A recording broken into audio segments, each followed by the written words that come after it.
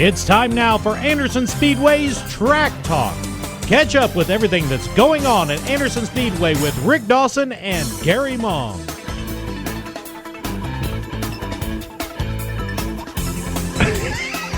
Hello. Welcome to Track Talk. Rick Dawson, Gary Mong. We're at the Mounds Mall Special Event Center. You don't ever piss off the producer. Don't make them mad. Yes, don't make them mad. We're here on a very chilly evening as we're really taping cold. this broadcast tonight, but it's going to get better. That's what I'm seeing. 57 on Monday. Next Monday? Yeah. Really? That's good. That's the trend I want to see. That's and I looked exactly at the 10-day, and it's showing at least middle 40s on Thanksgiving. So if that continues, then Turkey Bash Saturday could be good. On the 29th, Yes. It's going to be a fun day. I went back and looked, and last year it was 45 and sunny.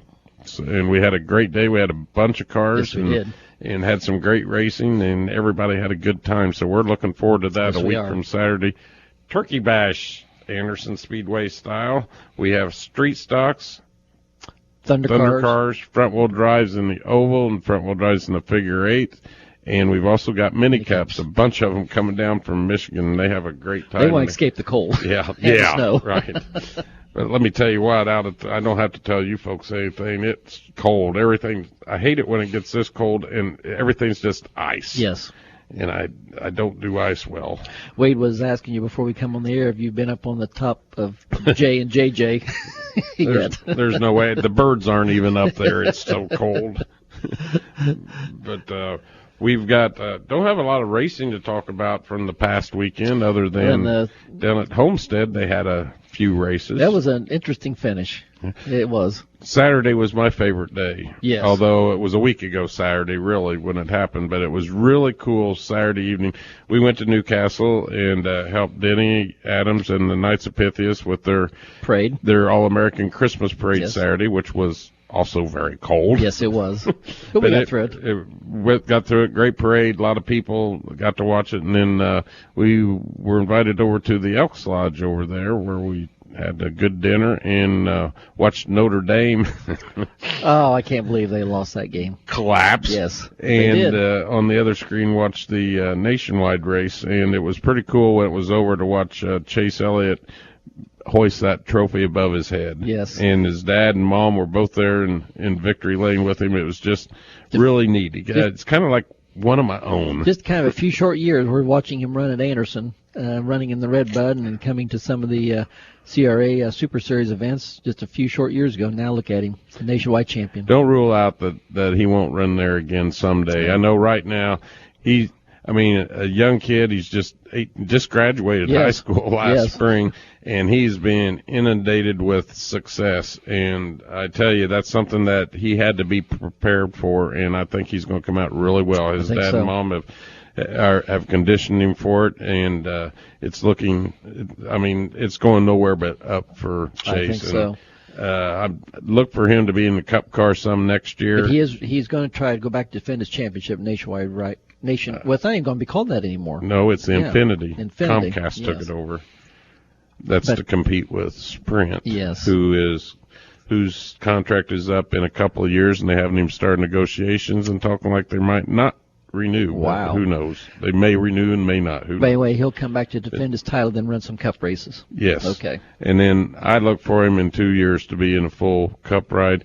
You never know. The 24 car is talked about retiring for a couple of years, and who might take his place. Yeah, there you go. But And what a perfect compliment. Yeah, but since he wasn't in the Final Four for past Sunday's race there, I think he's still going to have that fire to run until he does get another one. You think? I think so.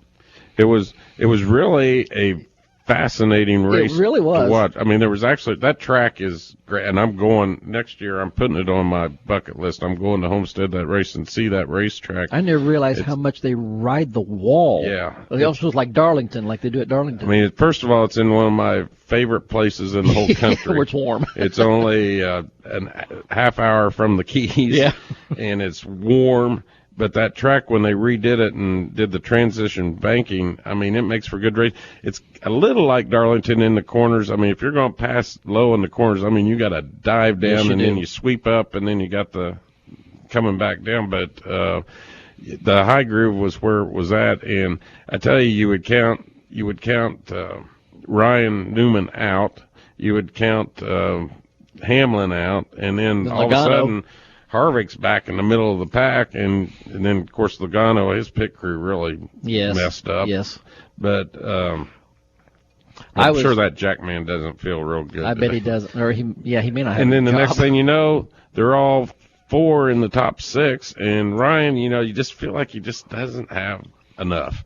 And as diving, it was, he didn't, but there was a couple times he was diving below Harvick there. I thought he may get him. He could win. And then in the post race, he said, I could have did the dive bomb on. He said, but that's not the way to win the championship. It's the way to get into this championship, obviously. But he did it against a non contender. Yeah. So I can see why he did it the week ago. But here he was doing it because it was for the championship. And honestly, Harvick was fast right out of the box the first of the season.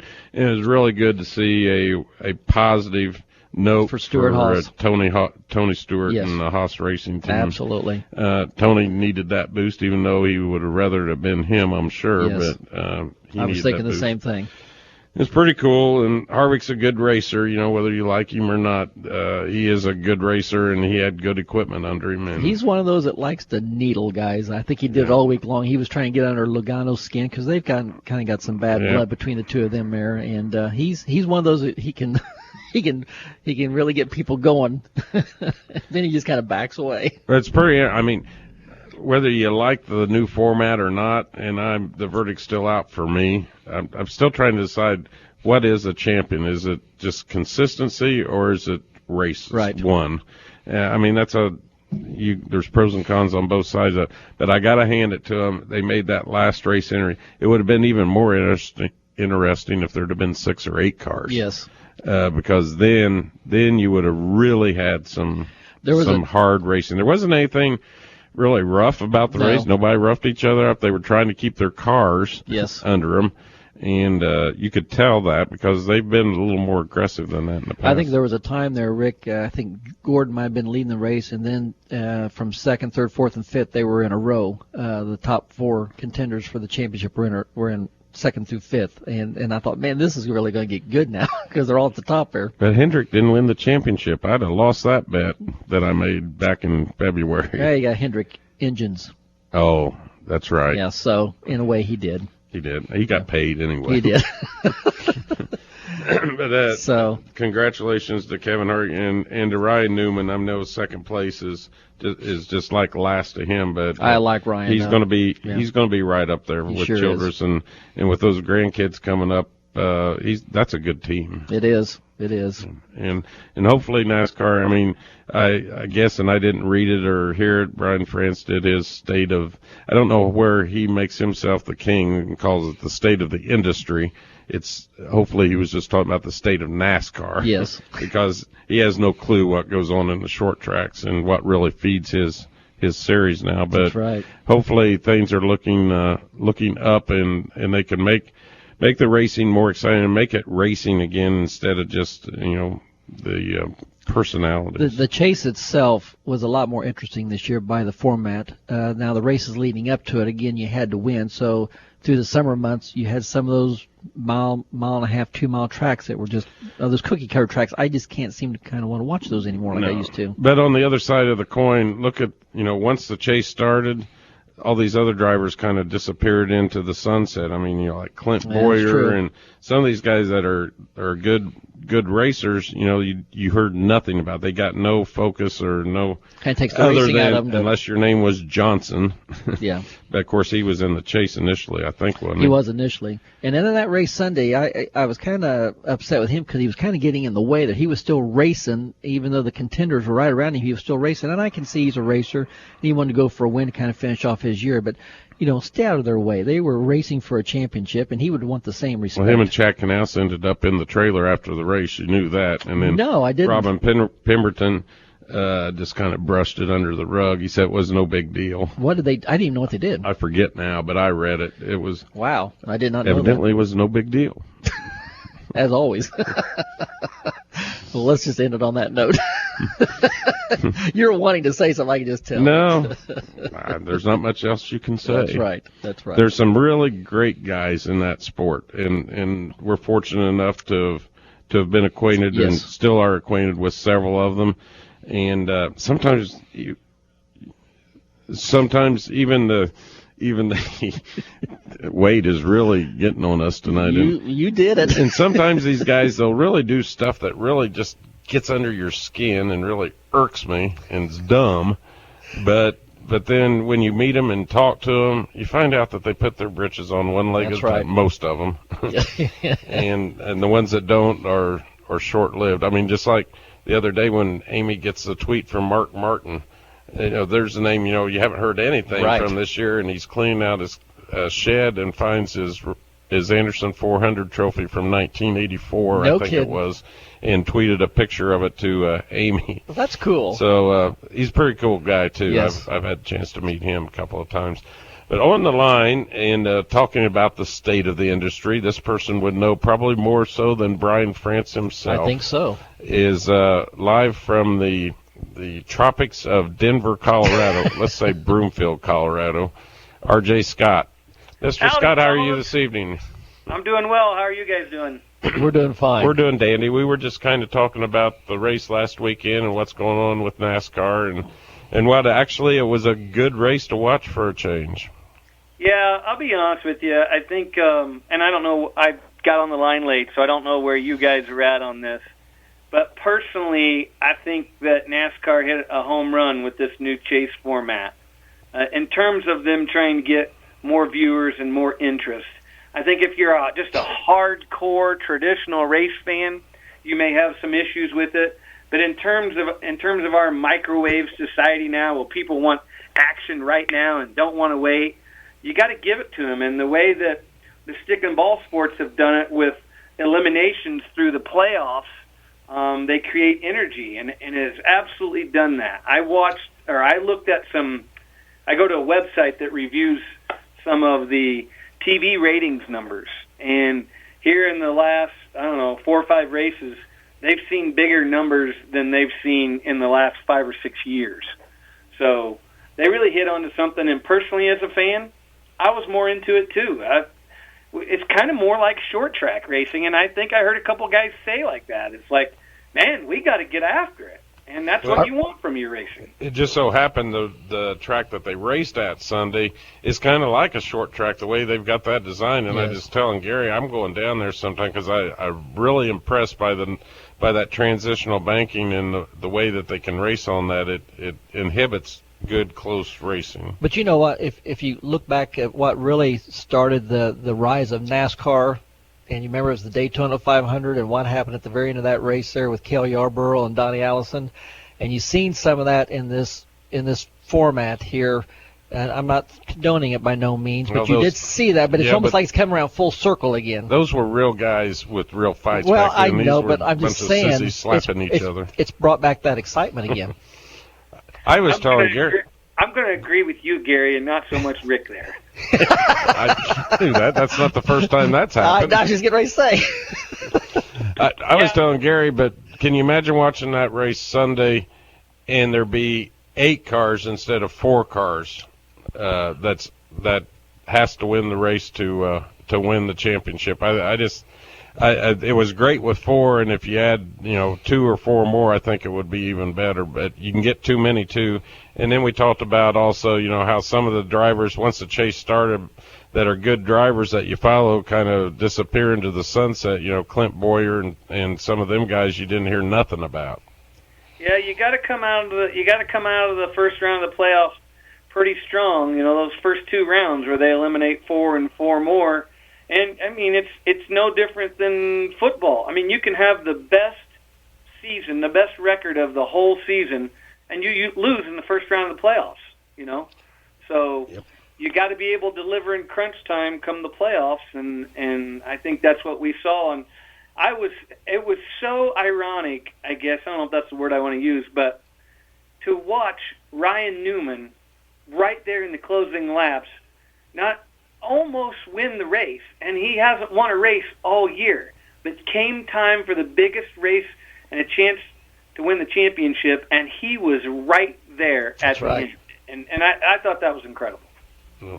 Well, enough about NASCAR. Let's talk about the year for CRA Super Series and what we got to look forward to in 2015. Oh, lots of great things.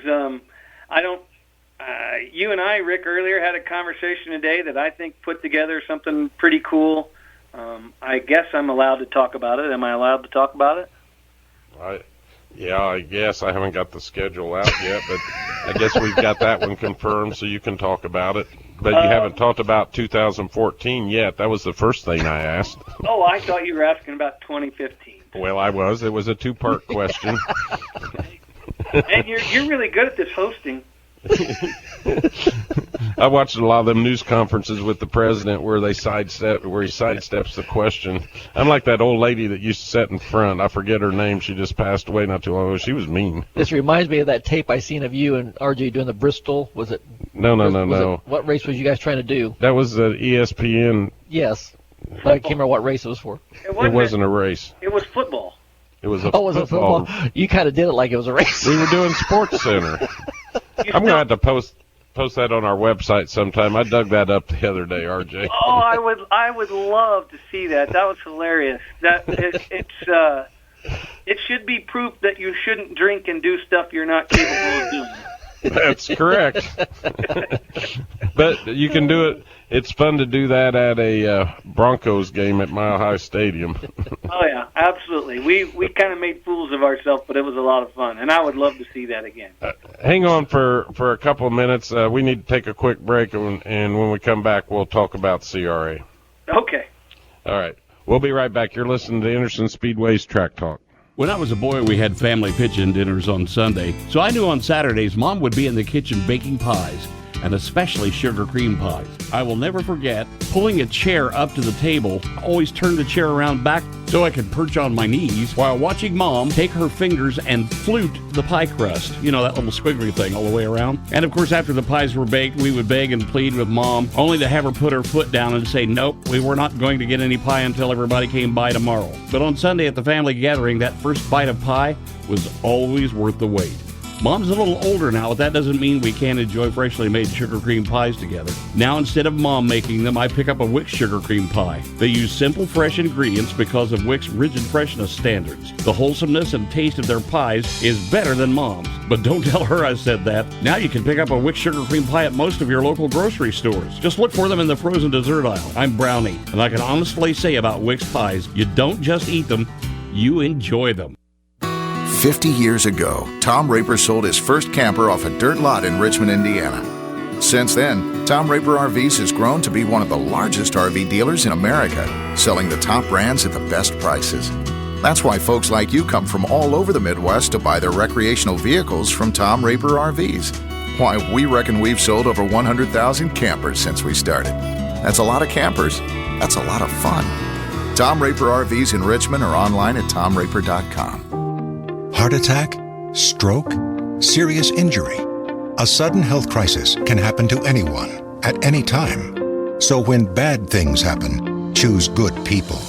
St. Vincent Anderson Regional Hospital has the area's most advanced emergency care, with a state-designated Level 3 trauma center, an internationally accredited chest pain center for heart attack patients, and advanced certification for primary stroke care. We have all the resources to deliver the care you need for any serious or life-threatening emergency. St. Vincent Anderson Regional is the only emergency department in the area with an on-site helicopter. And our $27 million state-of-the-art surgery pavilion opens later this year. Bad things can happen to anyone. Thankfully, good people are ready to help. Choose emergency care from St. Vincent Anderson Regional, the spirit of caring. Visit stvincent.org/Anderson Regional to learn more. This program is a presentation by Anderson Speedway. The content contained in this program is that of the host and guests, and not this station. Oh, that's an old one. Is that that's Phil Collins. Oh, Phil Collins. Genesis. Well, Phil Collins was the lead Got ya. singer. We're back. Anderson Speedway's Track Talk. RJ's biting at the bit the other end. He's probably, I know it. I'm like 50 for 50 this year, RJ, with the tune tag with Gary coming back from break. You guys couldn't hear me screaming Phil Collins? No, we haven't. I just told you. Had your microphone muted. You know, I can hear you guys. I'm like, I'm going to get it before them. We got about 5 minutes here. Recap the 2014 season, and then tell us what's going on next year with CRA. Well, obviously a great season at Anderson Speedway was a part of all the great schedules for CRA, but Travis Braden took home his second consecutive ARCA CRA Super Series championship. As a result, he'll get the chance to go back to Daytona and do that testing with ARCA at Daytona Super Speedway. So saw a release the other day where he's pretty excited about that. He edged out Ross Kenseth. It came down to the last race over Wes Griffith, Paul Schaefer Jr., and the Yorktown hustler Rick Turner in fifth. In the Jegs CRA All-Stars Tour competition, Dan Leake out of Michigan won the championship over Josh Nelms, Grant Quinlan, the Scott Neal Racing driver Dalton Armstrong, and Hunter Bays. And then we go to the CRA Vors Welding Late Model Sportsman, and Anderson driver Greg Van Alst won the championship over Jack Dossie III, Jason Atkinson, Billy Van Meter, and J.P. Crabtree. And then I think Jack Dossie was the Rookie of the Year, too, wasn't he? And he was the Rookie of the Year, yes. That's two. Yes. In the Stealth CRA Street Stock competition, Jason Atkinson finally claimed the championship over Josh Lank, James Kirby III, Jeff Johnson, and Mason Keller. So great season of racing, and very proud for all those guys. We'll have our banquet January the 3rd, downtown Indianapolis at Crown Plaza. Going to be a lot of fun, great band. I know, Rick, you always have a good time at that banquet. He does. Yeah, I do. I imagine Irish Saunders will be there from Hoosier Tire, too, so we usually make sure we have a good time. What's going on for next year? Well, just as I was going to talk about a little bit ago, we confirmed that one of the coolest late model weekends is going to happen back at Anderson Speedway as we put all three late model divisions on one weekend, Redbud 300 weekend, which is Stoops Freightliner Redbud. Stoops Freightliner Redbud 300 weekend. We are now all going to be a part of Redbud 300 weekend, which moves back to its weekend July 17th and 18th. So we'll have the Jag Series race and a late model sportsman race on Friday night, and then the Redbud 300 on Saturday night. So we're really excited to have those all together for one of those powerhouse weekends of late model racing. Yeah, and that's an off-cup weekend, too, so you never know who might be racing with us. You never know. Yeah. Go ahead, I'm sorry. I'm not actually sure it's an off-cup weekend, but we'll have to. It's a week before the Brickyard. I don't know if it is this year. I'm pretty sure it is. Okay. I'm going to trust you. It's your radio show. Good thinking. Right answer. I'm supposing you could look at it online while I'm talking. Not on this computer. But we will be there at Anderson earlier in the year for April 25th for a tune-up for Redbud 300 when we'll be race number 2 for the ARCA CRA Super Series after we open our season April 11th at Toledo. And that 25th, I think it is, that's a special night, too, because that's also going to be the Glen Nibel Classic. Oh, I do recall you. What a special time to have sprint cars and super late models together. So that's going to be very exciting. So those are the key things. We'll have some traditional dates with the Fall Brawl and Winchester's Labor Day and 400 weekend. East Central Indiana is lucky. We got some great promoters and some great events, and really looking forward to the 2015 season. Real quickly, we got a couple of minutes here, and Gary and I talked about this young man earlier, but it's got to give you pride. And I know you and I and Glenn, we see a lot of people and names in racing, and we're maybe not quite as starstruck as we used to be and as a lot of folks do. but I am with certain individuals, and I am so proud of Chase Elliott and what he was able to accomplish in such a short period of time. What's your feelings on Chase, and where do you see the future going for him? Well, we're extremely proud. He's been a great young man and raced with us a bunch and won some key races in our series. And he comes from a great family, Bill and Cindy Elliott, and we're fortunate to be a part of these great racers coming along, just like we have with Eric Jones, who's won truck races now, who's going to be doing Kyle Busch's trucks full-time next year, and lots of great racers that have come through CRA and Anderson. Ryan Blaney. So proud of these guys, and I think it tells a lot of our racers that, look, you're going to get to race against the best, and it's going to look great on your resume, and we hope they take a lot of pride in it because we do as well. Well, RJ, I appreciate you spending time together. We'll chat off and on throughout the winter as we make preparations. Got a big race coming up the end of January down at Watermelon Capital Speedway. That was fun last year. And yes, what a blast. And that's great for a winter fix. Come on down. I know Rick and Gary and let's see, who you brought? Oh, Monty, I think it was down there last year. So come on down, see the crew, and see some great racing at the end of January. Yeah, and I just looked up, and you reminded me to look. Tim down at Five Flag Speedway's got a big event coming up in a couple of weeks with the Snowball Derby. 66 super late models registered today and 69 crate late models. That's amazing. It is honestly, that is our Super Bowl. It's kind of like the little 500 for sprint cars. Tim Bryant and everybody at Five Flag Speedway does a great job, and they have late model racing's biggest event, and it's an absolute blast, and they treat us like gold when we go down there, and that's another must-see. All right. Stay warm out there. Send us warm weather, and we'll talk to you in a couple of days. All right, guys. Good to talk to you. Thanks for having me on. Thanks, right. RJ. It's RJ Scott. A couple of things before we go. Want to say hi to Aunt Jenny. Hi, Aunt Jenny. And Libby and Louie and Dan and Lauren and Brenda at home. But go to our website, and there's information about the special ticket packages you can buy for next year. Same discounted rate as last year, so it's a good opportunity. You can get 20 tickets for $7 each. That's a huge savings off the front gate, and you can get I think it's 10 tickets for $80. So make great Christmas gifts, great stocking stuffers, and a great gift for yourself. So give Jessica a call at the track or stop by, and we'll fix you up with them. Turkey Bash coming up a week from Saturday. And didn't I see on the Turkey Bash Santa's going to be there? Santa's going to be. Mrs. Claus. And also, if you bring a toy, you'll get $2 off your admission for Turkey Bash because we're doing a Toys for Tots. Toys for Tots again this year. That's so great. In conjunction with the Salvation Army and McGowan Insurance. So that's a big deal. We want to take a bunch of toys. We had, I think, 3 or 4 boxes full last year. That's and cool. We want to do that again. So we're looking forward to that. It's a week from Saturday. Next week we'll be here a couple of days before Thanksgiving, so we can talk about Thanksgiving. The gates open at 11. We race at 1 that day. 1 o'clock. Yes. So we race in the heart of the day. Yeah, where it's going to be warm and sunny and hope nice. So. That's my goal. That's what we're planning for. Want to thank R.J. Scott for spending some time with us this evening. We've got